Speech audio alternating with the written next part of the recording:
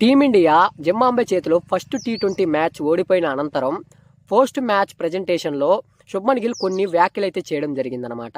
అతను మ్యాచ్ ఓడిపోవడానికి గల కారణాలను అయితే వివరించాడు. అతను ఏమన్నాడు అంటే, మేము ఈరోజు అద్భుతంగా బౌలింగ్ వేసాం, దాంట్లో ఎటువంటి తప్పు చేయలేదు. ఇక మేము బౌలింగ్ అయిపోయిన అనంతరం బ్యాటింగ్కి గ్రౌండ్లోకి వచ్చేటప్పుడు మేము ఒకటే ఆలోచించుకున్నాం. బ్యాటింగ్కి రాకముందు ఏమనంటే గ్రౌండ్లోకి వెళ్ళాలి, చాలా హాయిగా ప్రశాంతంగా గేమ్ని ఎంజాయ్ చేస్తూ ఆడాలి అనుకున్నాము. కానీ మేము పోగానే వెంటనే 5 వికెట్లు అయితే కోల్పోయినాము. మాకు ఏమీ అర్థం కాలేదు. సో ఇది చేతులారా మేమే చేసుకున్నాం, మా తప్పేను. అంటే ఎవరిలో కూడా గేమ్ గెలవాలి అనే కసితో అయితే ఎవరూ ఆడలేదు. సో మా ఆట ఇది కాదు, మేము ఇంకా పై స్థాయిలో అయితే ఆడగలుగుతాము, కానీ ఈ రోజైతే నిరాశపరిచామని చెప్పి అతనైతే చెప్పడం జరిగిందనమాట. ఒక పక్క కంటిన్యూస్గా వికెట్లు పడుతున్నప్పటికీ కూడా నాకు మాత్రం చివరి వరకు టీమిండియానే గెలుస్తుంది, మాదే విజయం అని అనిపించిందని చెప్పి శుభ్మన్ గిల్ అన్నాడు. ఎప్పుడైతే నేను అవుట్ అయ్యానో నా విధానం చూసి నాకే చాలా బాధేసింది. నేను కానీ చివరి ఓవర్ వరకు కానీ ఖచ్చితంగా కానీ ఉండుంటే టీమిండియాని గెలిపించేవాడిని అని చెప్పాడనమాట.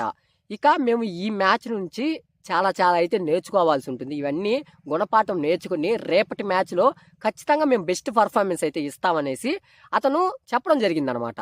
సో నిజంగా అండి, మనం బౌలింగ్లో అంత అద్భుతంగా వేసి బ్యాటింగ్లోనే త్వరగా వికెట్లు పడిపోయినాయి కదా. ఒకవేళ కానీ ఒక్క ప్లేయర్ కానీ నిలబడి ఉన్న, లాస్ట్లో వాషింగ్టన్ ఉన్నారు కానీ, సో ఇంకా అవతల సైడ్ బౌలరే 9 వికెట్స్ పడిపోయి ఉన్నాయి, అతని మీద ప్రెజర్ పడిపోతుంది కదా.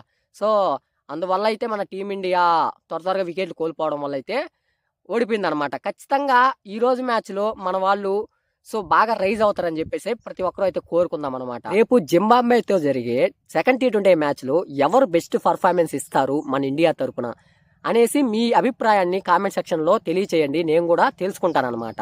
సో మన వాళ్ళు ఇంకా చాలా బ్యాటింగ్లో అయితే మెరుగుపరుచుకోవాలి అండి, ఎందుకంటే చాలా మంచి ప్లేయర్స్ అయితే ఉన్నారు.